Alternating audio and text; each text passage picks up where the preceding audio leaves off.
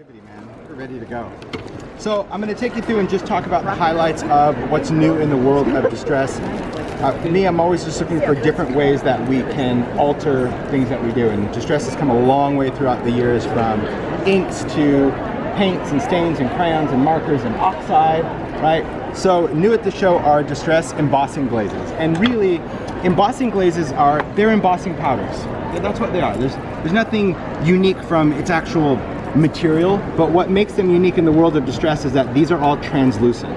And that's why we called it a glaze. And in embossing powders, some embossing powders, most powders are opaque, right? When you have a black embossing powder or a red or a white, it's designed that when you put it on, that is the color. It doesn't matter what's under it. And there are some translucent powders in our world. There's many. I'm not saying these are the only ones, but I will say that these are designed that when they melt, they are always translucent, and its melted color is what mimics the coordinating Distress color, right? So these are all Distress glazes melted over a brown background, and you're welcome to pass it around and get your best money shot out of that.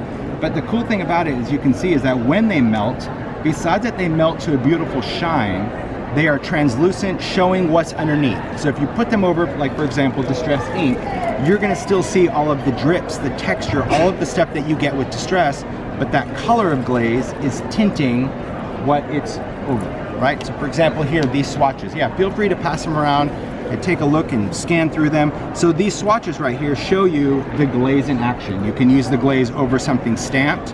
And just looking at this one tag, right? When you see this is just stamped in Black Soot Archival, when you put the glaze over it, it even intensifies the black, right? It takes anything that you put over and almost magnifies it, gives it just a beautiful effect. Now, in addition to the glaze, of course, I was like, well, how do I want to use these, right? So the inspiration really behind the glaze, besides adding color, we're all around these paper dolls and baseboard dolls. People are using these in everything, and they're even using their own photos now. So like this kind of gave them permission to print them out, cut them out, and just use them. And I wanted different ways that we can color them. And throughout the years, we've colored them with markers and crayons. But the glaze is really fun because not only does it tint it, but it gives it that shine. So these swatches are done strictly with the glaze. There's no ink used at all. Your color is just the glaze. And so that's how you can see this Tattered Rose has such a great effect, or Cracked Pistachio, or Peeled Paint. And even whether it's going over light or dark, it completely changes it, and it gives it a great texture too. So these swatches really pass it around, like feel it. I always say in my Facebook Lives, like, wish we had feel-o-vision, you know, where they could just like touch the screen and go, that's amazing.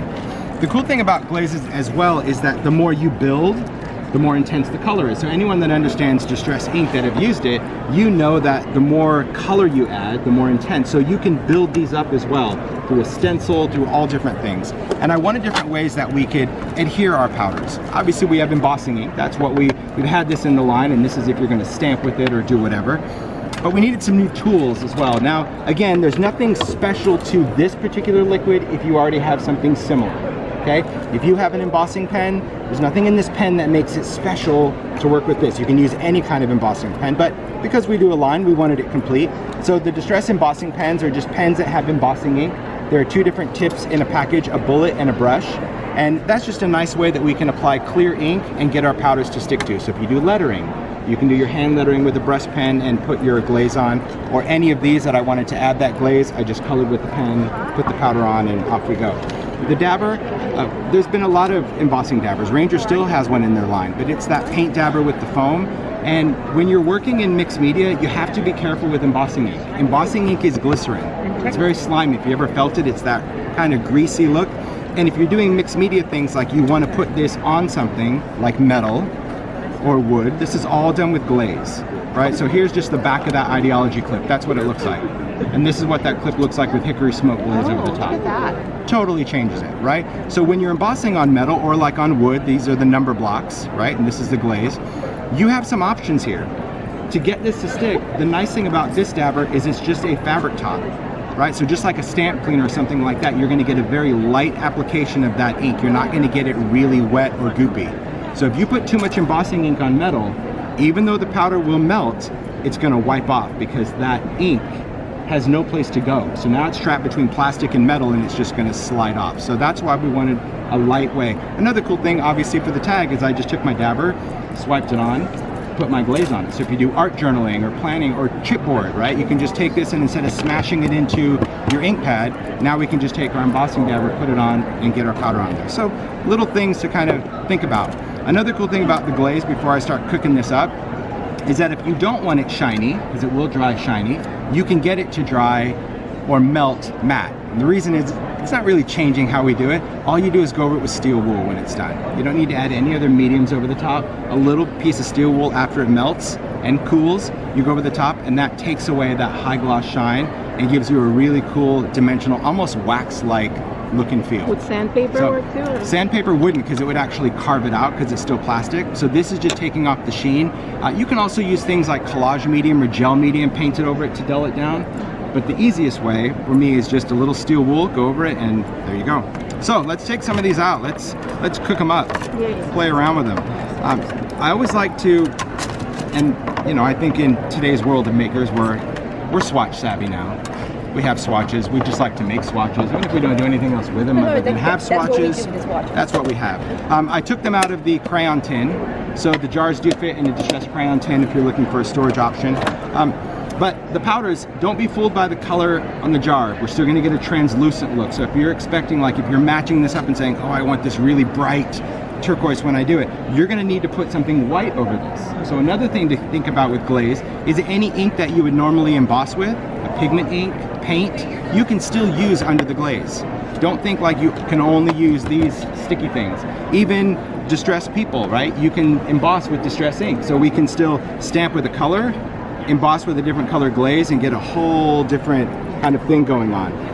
This one right here, this is showing texture paste, which is a white paste. It's now part of the Distress line, but any embossing paste, because it is white, these glazes were sprinkled over the top of it and then embossed, and you can see that that's what's going to give you a truer color, because now we have a white foundation. We're not seeing through it, we're just getting that white to reflect it. So it's really nice that we can take these colors, and I just went in and sprinkled them just to show you that because they are translucent, all of them, and because they are a plastic, so when they melt they become liquid, that if you went in and you just started sprinkling them on, so I put my paste on, and while my paste was wet, I sprinkled on my glazes.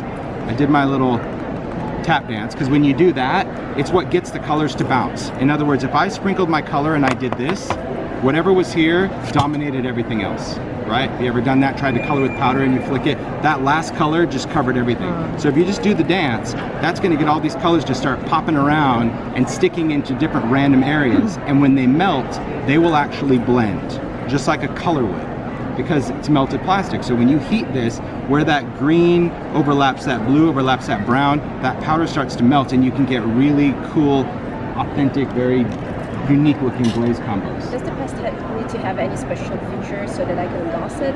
Can we use any embossing paste? Or? I think you can use any. I mean, I've only used Ranger, so but I would suggest trying with what you have. Yeah, the thing about paste that you have to be careful with, some paste gets really puffy, like marshmallow, you know, so if that's happening, you may want to let it dry first, meaning put the paste on, put your glaze on, and then let it dry. So the powder's now stuck to the paste, but if you let the paste dry before you heat emboss it, you probably won't get that marshmallow explosion, right? But you did this, you dried it right away after. Yeah, because I know that you really should feel it. You're gonna see that it's got a real nuggety texture because the texture paste can handle heat dry. It's almost like I'm super impatient. spray around. Yeah. Yeah, and if I forget, you know, if I don't do it right away, I'm gonna totally forget. All right, let's go in. I'm just gonna do something under here just to show you how this works. So the dabber itself, it is a thick embossing ink.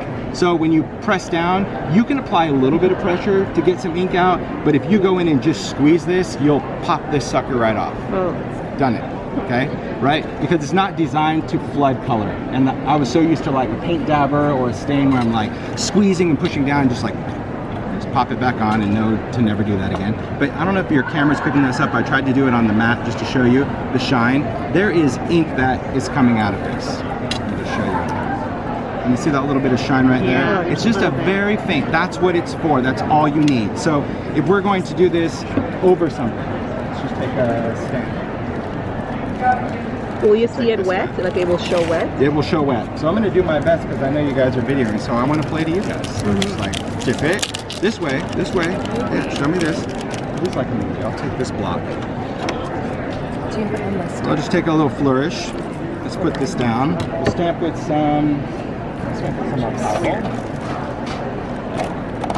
Any color archival, but I'll just show you black because I know a lot of people just like to stamp with black. Okay, so you're stamping. I'm just going to stamp so you can see the glaze over an image. Okay. I think when you see it happen, it's so much more impactful. And you're using archival because it won't move after Correct. you put your... Okay. But technically you could stamp with Distress because this plays well over Distress. Oh, nice. It's these What about oxides. oxides? Yeah, so it will play beautiful over oxide. I have a sample. You know me. I'm that what if child. Okay, so this was me saying, okay, if I did a tag in oxide, so this was aged mahogany oxide, and when I first did the glaze, I'm like, well, I'm sure I could achieve the same thing with clear embossing powder. Like, let's be honest, plastic. So this was clear. Okay. Well, it did nothing. Like, it's boring. It was very boring to me. I'm like, okay, well now it just kind of looks like a weird milky streak. This right here is fired brick. So when I put fired brick over that, I'm like, okay, now we got some deep color. It brought, I thought, more depth in. And then after it cooled, like I wonder if we could would it still stay pliable? Could I still break it? Could I still die cut it? And I mean, feel it, it's not gonna chip off, but it changes the surface of that paper. That to me is what's unique about a medium, is to, although it's an embossing powder, just don't treat it like an embossing powder. You can still stamp and emboss. You could go through just with a stamped image, but it's really designed to like be used with Distress. Don't be afraid of it. All right, so here I'm just gonna take this, and I'm just gonna stamp on cardstock. I just happen to be stamping on watercolor cardstock just for the sake of stamping, all right? I'll just clean it off the way I like to clean it. Hey everyone, we hope you've all downloaded the Creativation mobile app and are using it to navigate the event, your schedule, and plan for the show floor. We recommend regularly pressing the refresh button on your Creativation app, located in the top right-hand corner on the home screen, to ensure you're seeing the most updated information. If you have any questions, please visit the show office. Have fun out there. Okay. So I just wanted my archival to dry. It doesn't really matter. Archivals are pretty fast drying ink, but I'm a chronic heat tool user because I'm that guy that like will forget that step, so it just becomes very automatic. So I'm just going to take the dabber and I'm just going to start swiping over this and try to get you to see. Can you see that little shine right there? Can you see just that little bit of shimmer? It's not a lot. That's the whole idea. It's not supposed to be. So we can dab this out. I can go around the edge and I'm just going to swipe over this. Just in part of the area. I didn't dry it completely, and that's okay. All right, so now we'll take a color of glaze. Let's do a little bit of Crackle Pistachio, that'll be good. And I'm just going to pour this on. Now again, if you want to mix, you can mix. If you want to thin your color, like I've even played with taking glaze and also mixing it with just clear embossing powder to get like a more translucent, right? So if you think, oh, that color is a little too green and I want it to be softer, that's okay, mix your powders ahead of time. You know, take a little cup, do one part clear to one part this, and you'll get even more translucent color. And I say that meaning it's not gonna lighten the color, but because you're gonna have less of those granules, it just gets a little speckly. It's pretty neat. So you can definitely play around with your different colors. Very neat. I would have had it everywhere. Cardstock is your friend. I know, Because but I it would creates a have had nice little funnel, and then of course have a someone tray else's with carpet edges. is also your friend. That's true. Someone else's carpet. Yeah. This is how we do it. All right, so you can see here that I just have glaze over there, and that glaze is very dulling, right? Dulls that stamped image. So we're going to emboss it. Now, I'm a firm believer in different tools, okay? This is Ranger's Heat Tool. If you see any videos, I use it. It's a craft tool. I use it for crafting. I use it for drying ink, drying paint, drying glue. It's a craft tool. Although it says you can emboss with it, you could if you had unlimited time, right? If you had 20 minutes to emboss this, I guess you would. An embossing gun, these are both the same temperature, but this focuses heat. Any embossing gun focuses that temperature in one area, and that's what melts the powder quicker. So that's why I use an embossing gun, any embossing gun. Always heat it up. You'll know if it's hot by just sticking your hand in front of it. And then another trick to embossing is hold your paper up, okay? If you have sensitive fingers, use a clothespin, right? Something to grab onto it. But by holding this up, this is going to allow the heat to pass through the paper, and it embosses almost instantly. And that's what it should do. You can see how that color just changed right away. Right, see that dark black and that color? So anytime you're embossing even a card, if you can just hold it off of the table, it allows your heat to go through your paper. And not only will it emboss in half the time, but it's going to keep your paper flat. If you ever done embossing on a card and you do this and your paper curls up, heat rises. So you're putting heat through the paper, it's looking for a way to get out, and that's what makes your card look like a potato chip. See that heat that went through it? See it disappear? Do it again. Heat goes through it. Oh, now it won't do it. All right, so this, oh, let me get this little area right here. You can see when it's embossed because of that wonderful shine, that sheen. And look at how it made that black ink even darker, right? So even if you're just using it and you want to use, like antique linen was one of the colors, because I just thought, well, what if I don't want to add color? What if I just want that black to be darker but a little bit vintage? Antique linen's really nice because it's a very subtle color you can see over the top. Almost kind of has a peachy hue to it, but it's really, really nice to add that cool effect over the top of it. So that is like the premise of a glaze. Now, a doll using the pen. This is fun. People just like, I don't know, just like coloring these. They're hilarious. People name them. They have like their entire family devoted to them. So there's nothing wrong with that. All right, let's use her. I'm gonna give her a coat. So I prefer a brush when I'm doing them, just because I feel like my lines are a little bit more organic and not so perfect, but it's whatever you want to do. Now, when you're coloring this, because it's clear ink, and I'll show you, these pens are super juicy. I don't know if you can see the juiceness in there. Can you see the shine? Is that working for you? You getting it? Yeah? Okay. Is that working for you? Yeah? It's very, very wet. So because it's a clear ink and you're like, how do I know if I have it? Just tip it to the light until you see that shine. If you get ink where you don't want it, wipe it off before you apply the powder. It's easier than trying to wipe the powder and the ink off at the same time, okay? So I just suggest looking at it and saying, okay, I'm gonna change this. So I'll leave her hand free, I'll just go right down. And we're just gonna color this on there. Perfect. All right. And same thing, just gonna take a glaze. I think we'll do some vintage photo. That'll be cool.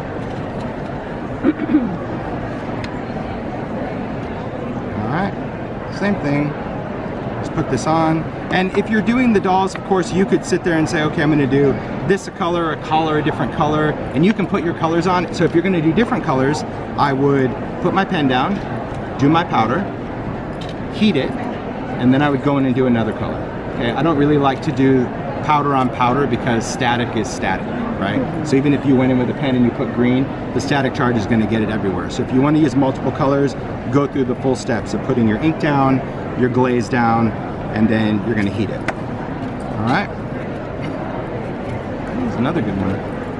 How about the dismount?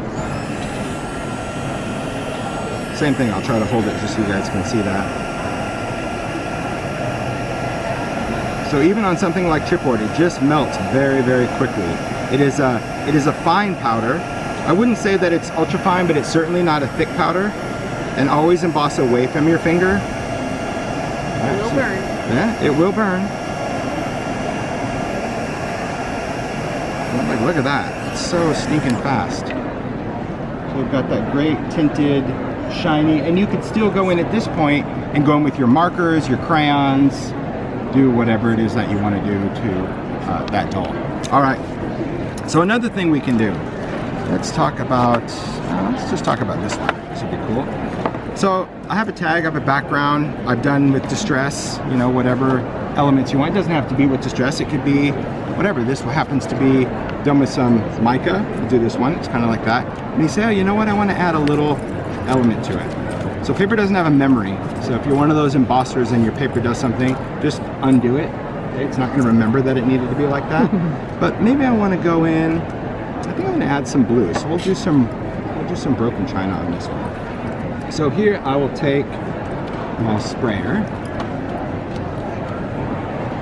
get it on, prime the pump, dripper, all right. And I'm just gonna go in and I'm just gonna add a little flick of water. And let's add kind of a drip right there. All right. Next I'm gonna take some of the glaze. Because I like to work with water with my distress, you can emboss with water, okay? So what's nice about that is obviously we get way more control than we would with ink. And plus, I don't know how to get embossing ink to act like that. You know, Yeah. I can't imagine embossing ink acting so light and faint. So this is really a great way that we can add some glaze to something that we want to distress, right? So whether you're spraying water, even if you went in with a water brush and kind of went around the edge, you can emboss with that. Because the powder is thin enough, you don't have those big chunks that go flying off. Now I will say that embossing water takes a little bit longer because we need the water to actually evaporate, right? But it doesn't take much longer. But you can see, like in those areas, see this one drip I'm focusing on? Watch it. See, there it goes, there it goes, there it That'd goes, be there fun it for goes. resistance So too. it just takes a little bit longer. Yeah, it's very, very cool. So this could be a top glaze, this could be a resist. In the ideology booth, you'll see the stuff is used in many, many different ways. I know that Stacy, when she did her designer spotlight project, used it as a resist behind some paper with some weathered wood. I know Paula used it as like a top layer to accent a die cut. Just a lot of different ways to use it. But I just think this, adding this effect over a background, just adding that little bit of shine, pretty cool. Especially the fact that we could then ink over the top of it. And this didn't have to be haphazard. We could have taken a stencil and sprayed some water and then get kind of that spray flourishy pattern if it was a big stencil. So the whole idea with any new medium is play around with it. So this one, instead of spraying, I did like flicking, you know, put water in your hand and just flick to get bigger drips. But you can even see how it embosses. It embosses that splat. That's just cool. Yeah. So it's kind of like, yeah, I mean, hello, Captain Obvious. I didn't invent embossing powder. I'm not claiming I did, but I'm trying to introduce a different way to use embossing powder in what you do. And by having something fully translucent, we start thinking all of the different backgrounds that we have. Man, adding some glaze and cracking it, amazing. Adding glaze to add a tint, incredible. Using it just to stamp over something where you don't have that bold image in the foreground, excellent. Putting it over the top of something textured, very cool.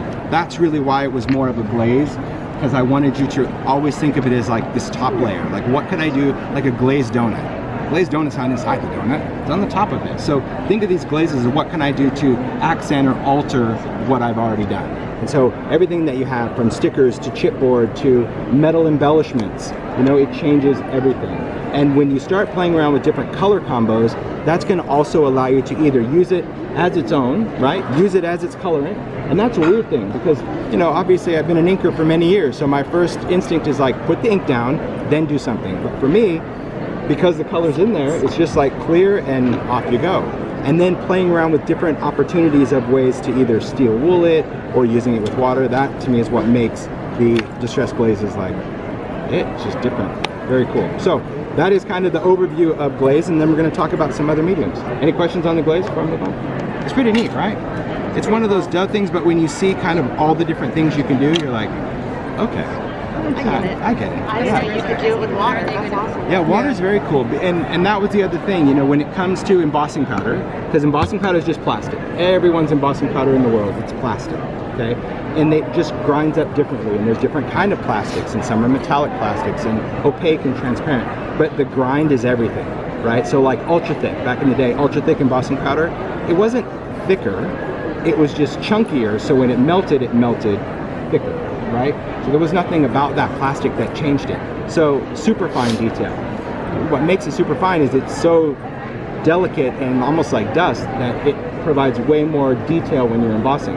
So this one was kind of in between because I do love working with water. You know that. I'm like a flicker, a spritzer, a sprayer, and I thought, well, I want that with the glaze. I want my glazed cardstock I'll talk about because I think as card makers or mixed media artists, whether we want to work with die cuts or stamps, I think we're all paper junkies. It doesn't have to be pattern paper, we're just looking for the next great texture. And so I did a paper called Cracked Leather Cardstock, and this is available pre-cut, 4 1/4, 5 1/2, or 8 1/2 by 11. And what it is a very heavyweight paper, similar to watercolor, but I think this one's like, this is 111, watercolor is 118, close enough. But what it has a texture. See if I'll pass this around so you guys get your best money shot. Texture, flat. Okay, so just like watercolor cardstock, we can stamp on either side, but when you add your mediums to it, you really get it to look like leather. So we can add this paper to a box, we can add it to the front of a planner or a journal, so we can get the look of leather from our die cuts, our punches, anything we want. And this is just done using ink, a little crayon, a little bit of paint. This one is just ink blending with some water. This is just spraying. So I just like to show swatches that there's no perfect recipe, but you could have pink cracked leather if you wanted to do like a patent leather typewriter that you were going to die cut. You know what I mean? Like, it doesn't have to be, you don't have to go to the dark side like I did. Like my first thing, I'm like, how will it look in brown? You know, everyone else is, how will it look in brown? Yeah, and then out of all, I talk about the designer spotlight, which I encourage you to see during the show. So this year what Ranger did is it took each of the designers, we were able to take our brand and we were able to reach out to 5 makers out there, right? Not 5 designers, not 5 well-known artists, just 5 makers that each had a unique style in how they used our product. There were no other rules to that. So I reached out to people thinking, well, I knew what each person did, like Stacy was one of them. Like, Stacy's gonna do some color stuff. Paula would be very vintage and shabby. Emma Williams, very soft and florally. Yeah, no. The only one I knew was gonna be grungy was Zoe. I knew that Zoe was gonna go full on brown. What did everybody do? Brown. So when I got the project back, I'm like, oh my, like Paula, why'd you use brown? I'm like, Stacy, brown. She's like, it just spoke to me as brown. I'm like, okay. Jennifer McGuire I knew was just going to be a bag of Skittles that blew up. So I knew like there was no even convincing her to use brown. I was safe. So my make, I did all 64 colors. So that panel on the top, I'm like, well, nobody used color. I'll just use them all just to show you. But that I think next time. I use color. You'll use color. Yeah, I there use you color go. too. We'll get you in the mix. Absolutely. The cool thing about Ranger as well, and if you do any type of media or social media, introduce yourself to Kelly. She's here in the booth. She does social media for Ranger. I'm serious. We're always looking for makers, right? Don't have a design team, don't have anything like that. But if you're just a maker that genuinely likes the product and likes to share it, that's who we want. Well, you sit in my spot box. Yeah. And didn't it change your life? It did change my life. It was the funniest video I ever saw. We were like, I bought these sprays. I hate sprays. I don't even know why I bought sprays. And yet here they are. I'm totally honest. She did. She was like, and yet here they are in front of me. What was I thinking? And then like the very next thing, she's like, I went out and bought more. And I'm like, there we go. That's what it is. Like, so the cracked leather, when we use it, and here I'll pass these around so you guys can take shots at it. It has a very subtle texture to it because, as always, we still want to stamp on it. We still want to use rub-ons. We still want to be able to print on it if you want to run through a printer. But it's a beautiful cardstock to work with. So I'll take this. I'll use some Distress. Get that little felt off. So here we can go with some Distress ink, or we can use a spray. All right. So when I ink, I'm just going to go right onto my media mat. So if you're very light-handed, you can see that it'll leave that white in there. It's still a really nice textured paper, right? So you can see that if I was going to do pink or teal or something where I wanted it to be very shabby, I could do that. But obviously, the more water or the more ink you add, you can really get this grungy. But because of the way the paper is designed, it's still designed to work with water. So your colors are still going to wick through that paper. It's still going to blend. It's not going to hold on to it, right? So you can use it this way, or we could go in with our inks or any of our sprays or stains. We can spray this down. We can take our paper, dip through it. So if you want just it to be a little bit lighter, but you can see that now the color is going to soak into the cracks. So yeah, there's no right or wrong way. It's all about play. Play, play, play. Use your mediums in so many different ways. Like you said, oh, I've never really done that. Then that's what you should do for the next week, right? Tell yourself, I'm going to lay down the blending tool. I'm never going to pick it up. I'm going to try to use my inks without a blending tool. And people go, but it teaches you so many different ways that you can use what you have in very fun, very unique ways. I did a demo during Facebook Live, and it was just more of an afterthought. But I did a lot of new detailed stencils with Stampers Anonymous. So this release had, a lot of detailed flourishy stencils and things like that. And I thought, I don't really know if people understand the difference between tools when we stencil, because, you see a lot of YouTube videos, and I think everyone is comfortable with some type of blending tool, right? It's like your little sports car. You're going to use ink, you're going to pick this up, and you're in business. But then there's other things. There's blending brushes. There's those really beautiful makeup brushes people are using. Me, I'm a little more rough around the edges when it comes to my brushes, because I like them just to be a little bit more, I don't know, I like a natural bristle myself. It's almost like a shaving brush. I just think that it applies ink the way I like it. Let's just put it that way. All right, I need a few things. It's not in there. No, you're totally fine. No, this thing's on wheels, man. This is like, this is legit. I'm looking for my little, and I thought I took it out. I didn't. What did I do with it, man?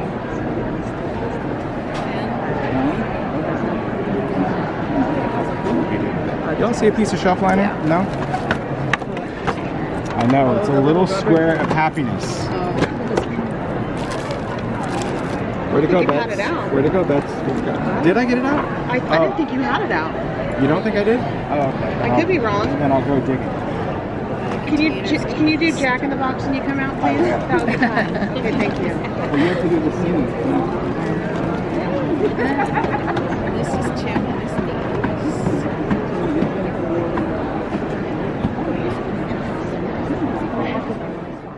You need this, but if you're working, it's just nice to like not have to do this.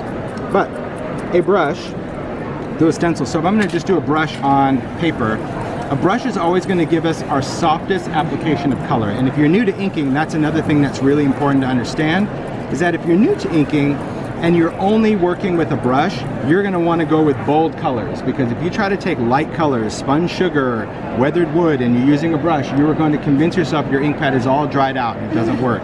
And that's not the case. It's that depending on the tool, that's how much intensity of color it's going to apply. And a brush is always going to be the lightest. But because of that bristle, we can really control stencils. That was the whole point of this. So a stencil, for example, using different tools. So this is the new Tangled stencil using a blending tool, right? Ink through a stencil, we get this effect. If you simply change by applying the same ink with a brush through the same stencil, you get a completely different detail.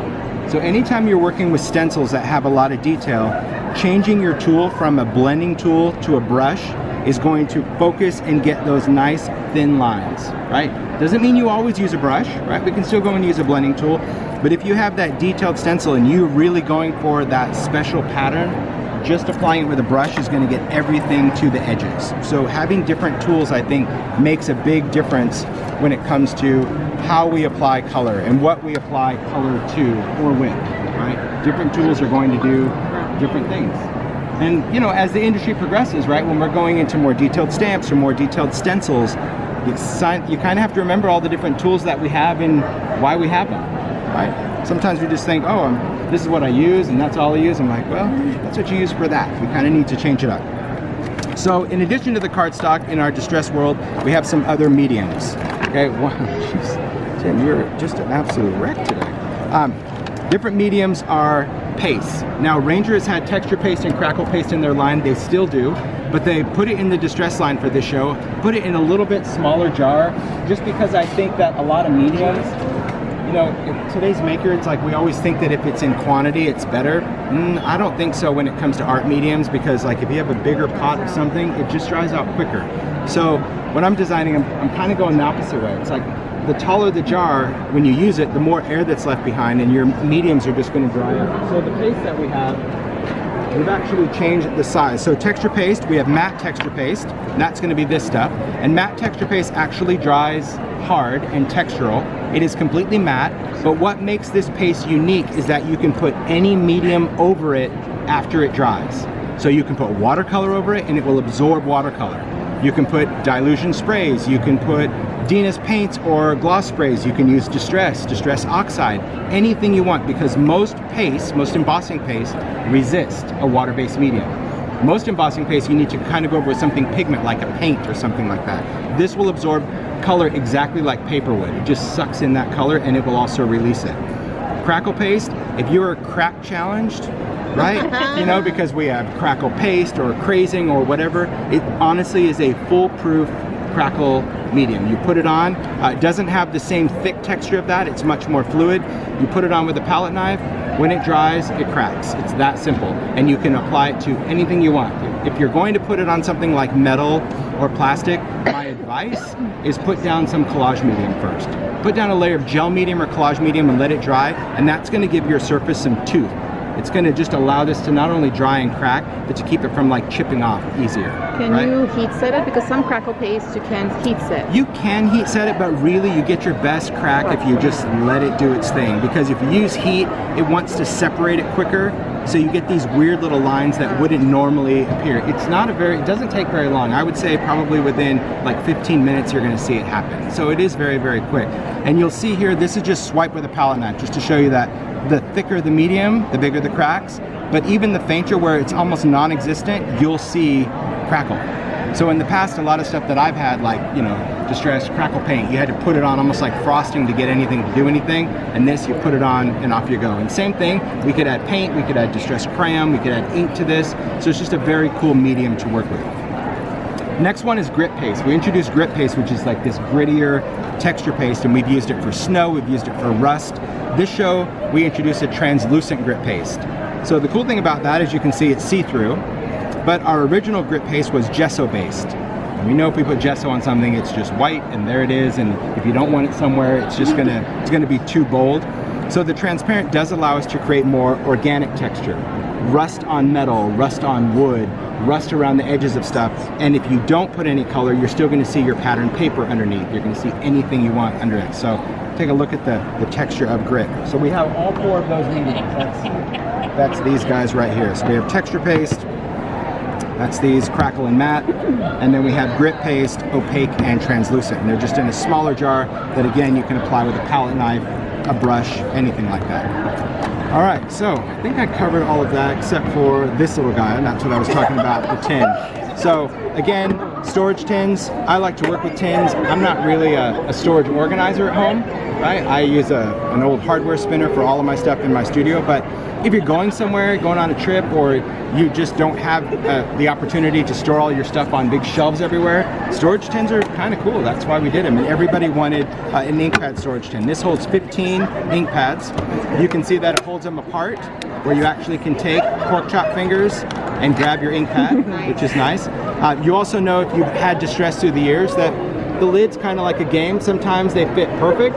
Sometimes you flip over your ink pad and the lid falls off. So I wanted to make sure that regardless of when you got your inks, when you put it in there, it fits into this mold and it will hold your lid on airtight.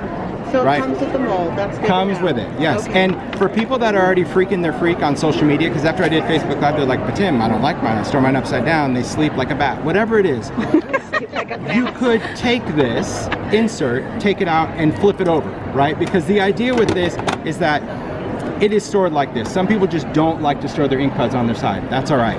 I designed it that when you stand it up, my ink pads are sitting flat, right? Because it's not gonna sit on the buckle part, right? It's designed to sit this way. But if you want to store your ink pads upside down because you'll sleep easier, you can pop out the insert, flip it over, and then technically they would be stored upside down, right? Or same thing, maybe you just want to work that way. Like this was designed that I could look at my labels when I open the tin. But if you've labeled them a different way and you want them, you can remove the insert. But you'll see that it just fits regulation size ink pads and oxide, 15 inks, and it's also stackable.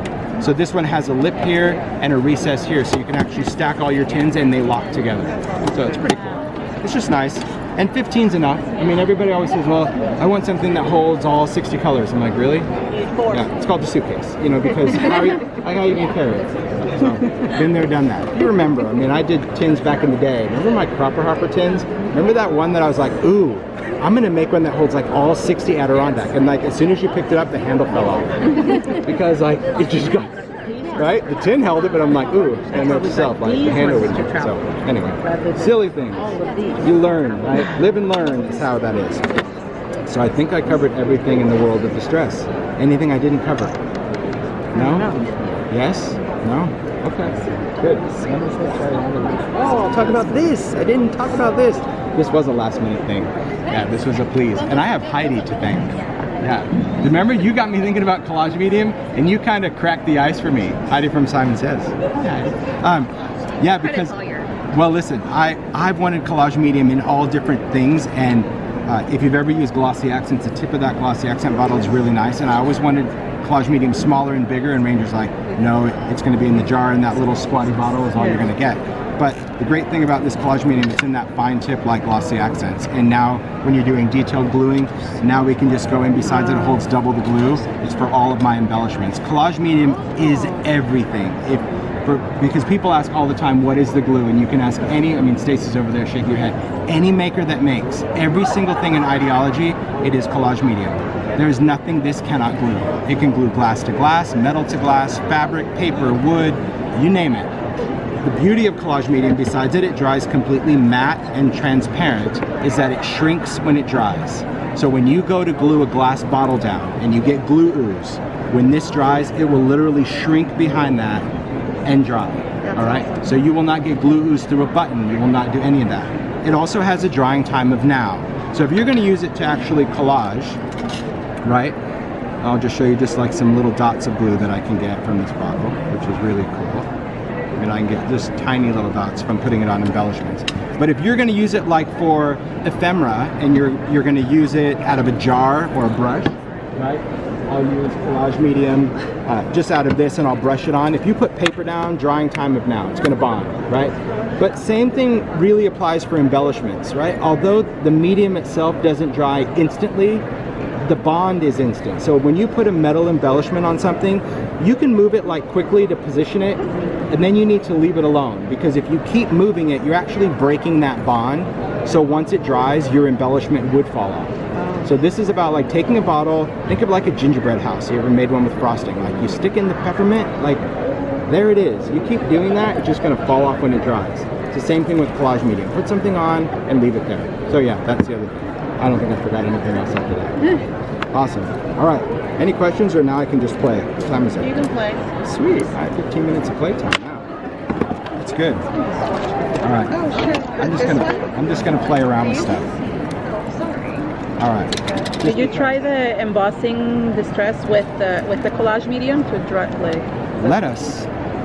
Right now. Okay. Cool. That's what we do, right? Like, can we do this? Sure. It will work. I mean, I know because it's a glue, but I want to see if I can get a cool brush stroke, right? Why not? All right. That's the beauty. You have a color in mind? I do. I'm gonna do that. Pistachio. Pistachio? I always love pistachio. It's my favorite. We'll do both. How about Combo. Are you bossing Tiffany? Bossing? Yeah. Am I bossing you? that? No, I like that. So here I'm just going to take just some collage medium, and I'm just going to use it because if we're going in with some glue, like why not just see how that's just going to work? Because I'm curious how this glaze is going to go through, say, a brush stroke. All right.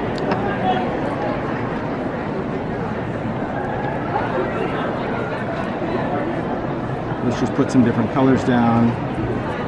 I'm throwing some brown because Of course, you gotta throw your brown. I know. Listen, I've been kind of reserving myself the whole time. So you don't need a lot, right? You don't need to be just a dumper on there. And then this is, so normally I would do this like over another piece of paper or whatever, but this is the dance that I was telling you about, right? So see, by just tapping underneath, see how those colors are like vibrating across the surface? And it's giving me a totally different speckled blend. Right? Because if you picked it up and did that, then that color is just going to dominate that. Okay. And then we'll heat it. So the whole thing with the glaze, really, just get it stuck on whatever it is while that whatever it is wet. Once it's on there, you can just go about your business and do your cleanup and all that before you emboss. Also take something dry and just wipe this off, you know, in your hand and put it back in the jar or on someone else's carpet, right? But I can see already I'm in love. That brush stroke right there, embossing a brush stroke is just as exciting as embossing a water drop, right? So thank you for that. That's awesome, right? Because it is, it's just about the texture with the glaze. And this could have been over something already inked. We're just, yeah, just giving it a totally different texture. And that is what I love about introducing different things into the distress world. It's just a different way to distress, a different medium, you know, using it over an oxide or using it over a paste or over an ink. This is good. Yeah, and if you're working on the media mat, you can just emboss directly on it. It's tempered glass, so you're not going to hurt this thing at all. Oh, look at that. That's awesome. I'm going to ink over this too. So since the collage medium is a matte Yes. and this is glaze, Yes. what do you think will, like, the glaze will overpower the matte? Yes, you'll see. Yeah, as soon as this melts, because remember the glaze is like a glazed donut, it's going on top. But if you didn't want it shiny, you could either collage medium over it again, and that would dull it down, or steel wool, and that would also dull it down. So this is going to melt with that glaze, that shine. But look at those brush strokes from that glue. That's very cool. That's really cool. So, I mean, and we're just looking at raw paper. Really to appreciate the glaze and use them in their environment is to put it over something you've already done, over something you've already inked, because that's what's going to give that texture. That's what's going to give it all of those undertones to that color. Right now, this is just clear glaze, like nothing. But if this was already inked, all of those little colors will come through. So now you've inspired me. So tonight, before I leave the show floor, I'm just going to ink a bunch of paper, and I'll probably never emboss on plain paper again, because to me, I love the glaze over something that's already colored. You probably could use any of these swatches. You But can stamp over that with an archival ink and reuse a different glaze, or is that going to melt the ones underneath again to react with it? well, anytime you emboss on embossing, you do risk reheating this. But to be honest, if you stamped and glazed over it and just heat it, you'd be able to emboss it before you impacted this layer. Yeah, as long as you use the right kind of heat tool. Like, use something like this because it is very instant. If you use the Ranger one, because it disperses the heat, it would eventually heat all of this. And different papers also work different with embossing powders too. If you work on papers that are very porous, right? Because like in a lot of journals, there's really great raw watercolor paper or chipboard. Because this is a plastic, if you heat this long enough, you can get it so liquid that it will actually immerse itself into its paper, which could also be cool. Because this now is a resist. When I go over it with any kind of ink, any color, whether I'm going to use, I'll just go over it with some oxide. Let's go over it with these. Because it'd be cool to figure out like a dripping effect with these. Yeah, you could get just some really, really cool effects on here. So an oxide, because it has a pigment, that's going to now impact the top color, but it'll also work as a resist. So hold on a second. Don't freak out. You just say don't freak out? Yeah, don't freak out. Is that because you just, See? it works. It does. It works. If you're careful, it's good. You know, if you were just to totally abuse this, then yeah, you could. The only thing that you ever have to worry about in the world of contamination is this and ink. Yeah. You can really double dip. It just dirties the felt, but you could wipe it off, and you're not going to damage your ink pads. But if you went an oxide into this and you introduce pigment into this distress, you'll change its whole dynamic, right? So here, let's play around with some water. So now we're going to get our oxides to kind of do its thing, but it's still going to oxidize on top of that. But now I'm going to go to my heat tool, right? So by using my heat tool, it's never going to get hot enough, quick enough to remelt that. You see what I mean? So that's why I was saying using the right tool. Now I'm going to be able to dry my ink and my oxide over that glaze, and it will dull the glaze because the oxide oxidizes. I'm telling you, like, I always say I can't wait till you guys get it in your hands, because what you're going to do with it is just going to even be more magical than what I dreamed of. That's what makes this creative industry awesome, is all of you guys. That's it. We're just the immediate idea people. You are the inspiration. It's the truth. That's what I love. Look at that. Oh, sweet mother of glory. That was beautiful. Yeah. And even you can see where the collage medium was that I didn't put powder. It's going to act as a resist. You could stamp into it. That's what I've done before. Stamp Yeah. into the collage medium and then... It's so good. Yeah, I love that. But you got to work quick, because if you let collage medium dry on your stamp, well, it's an embellishment. I know. Yeah. That's how you can break a stamp. Yeah. I did that like the first time. All right, I'm just going to let this cool for a second, because it's still plastic. It's still plastic, so I just want to make sure that I don't, get any strings or stickiness. But I do want to dab this, because that's going to create more of that white than just a color. Wow, that's just ridiculous. That's phenomenal. That That's chain, cool. that gave it just a whole other level of good. I mean, from brushstroke to using oxide, like, here, I'll pass this around so you like feel it, because that to me is very interesting when we're working with mediums. It is all about not only color and depth, but texture. And I think that's what that was really the inspiration is. Yeah, I could create color and I could go over something with glossy accents or just clear powder, but to have a glaze that's going to be translucent, So it's like thinking of it's like powdered inks almost, where we're going to sprinkle this on, and yeah, awesome guys, very, very cool.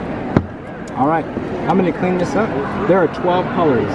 Yeah, 12 colors to start.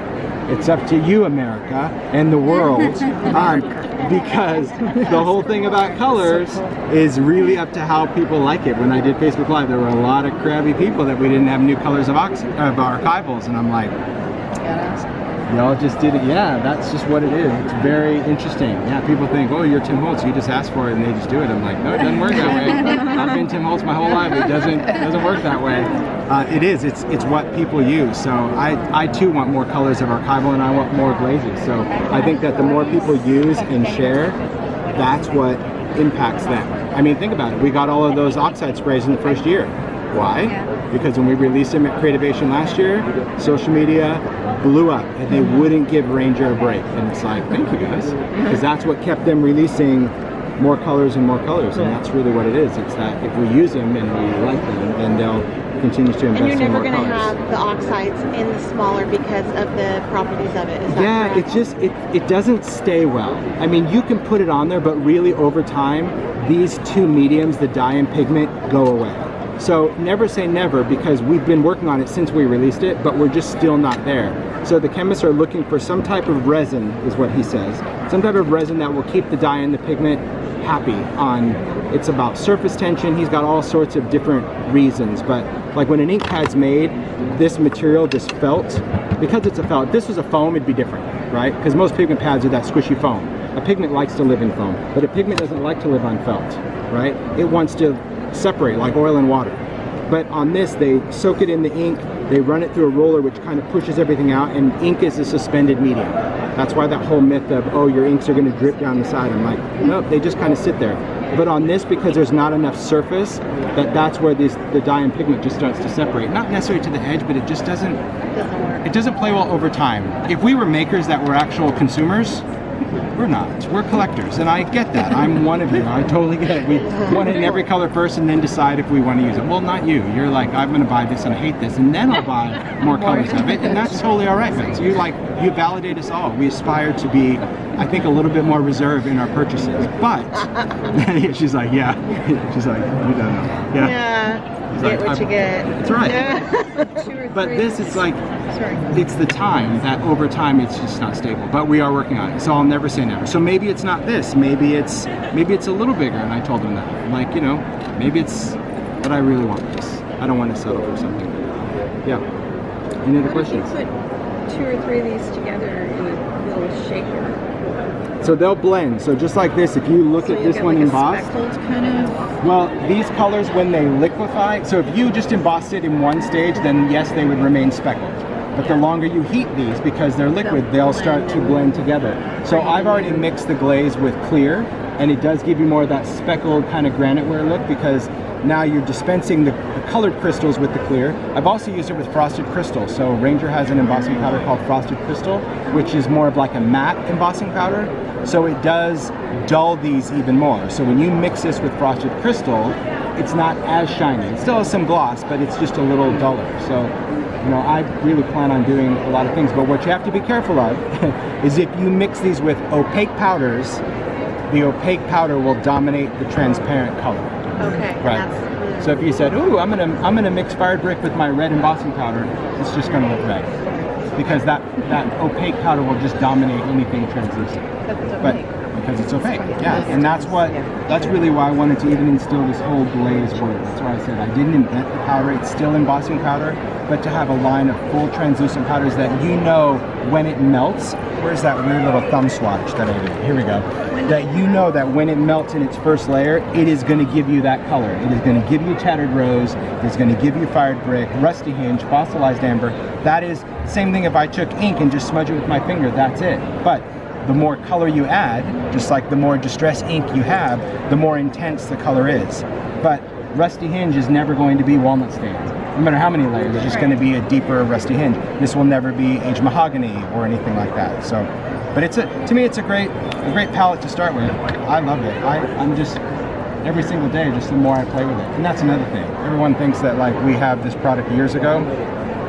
Terry's over there from Maker. She's smiling. Like, yeah, we pretty much get the new product on our hand, like, you know, a month or so before the trade show, and they're like, there you go. Now figure out what you're gonna do with it, because it's showtime. Sometimes a week before. Yeah, sometimes stuff just arrives like the day before stuff. But yeah, I love it. I hope you guys enjoy it. I Thank you so much. It's all shipping in February, so next month. So it's already in production. Nobody has, I mean, Ranger's really done an awesome job, not only with this, but the alcohol ink line and all the products of getting stuff to market. Right up front, like, hey, we gotta wait. Nobody wants to wait. We want everything now. Now. For consumers. I say we're in an Amazon world. We're like, Yeah. Yeah, I'm Prime. My life is Prime. Yeah. 2 days is that's even a long time. People in California, they're like, Same day. Now or yeah, Same day. Like, what is that? Yeah, like an hour or something. Yeah, we don't have that. Yeah, I don't have that. I mean, I'm good with 2 days, but like, yeah. But I do really. I think that because we have so much social media, like share. Right? That's what it is. Don't get in your own head where you think you're not great enough to share. You don't have enough followers to share, or you're share. We're all in this to just inspire each other. This is not about numbers and likes and followers. This is just about you being you, and you being authentically you is your contribution to our industry. That's really what it is. Hashtag support each other. Because I mean, look what I just did. I brushed glue on a tag, for crying out loud, and that in itself inspired a whole little demo of like, well, what would happen if this? I have no idea. This could have been horrible, but at the same time, could not. So share what you do, and I think that's what's going to continue to help our industry thrive. It really is. And maybe we know that. Thank you guys. Really. Yes, thank I appreciate it. I'll be back in an hour to do alcohol ink. So Thank you. Thanks. Thank you. Bye guys. Bye.